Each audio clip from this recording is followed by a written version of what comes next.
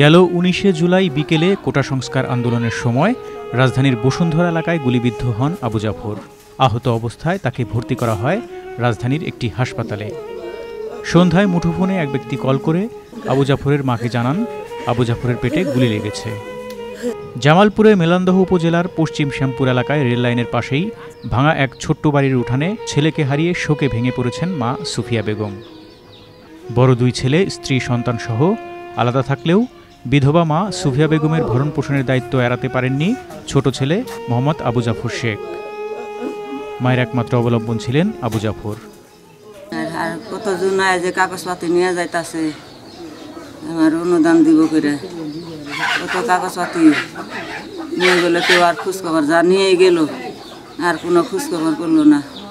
আমার দুইটা হাসপাতালে আমার ১৬ লাখ টাকা খরচা আমি ঋণ করে দিছি।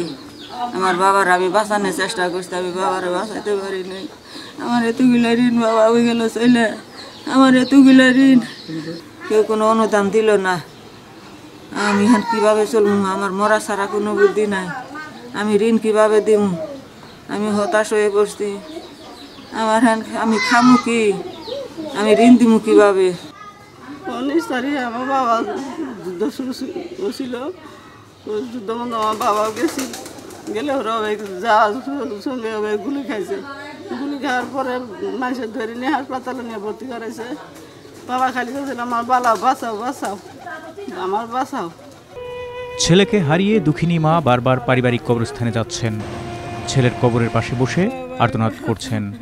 সুফিয়া বেগমের করুণ আর্তনাদে আশপাশের আকাশ বাতাস যেন ভারী হয়ে আসছে। কান্না করতে করতে ছেলের কবরের পাশেই অজ্ঞান হয়ে যাচ্ছেন মা সুফিয়া। কোনো সান্ত্বনাতেই তার আর্তনাদ থামছিল না।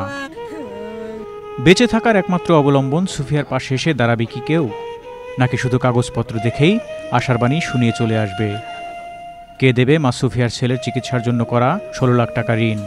এসব প্রশ্নের উত্তর কার কাছেই বা চাইবে স্থানীয়রা? এসব প্রশ্নের পরেও আশার আলো বুনছে সুফিয়া সহ এলাকাবাসী।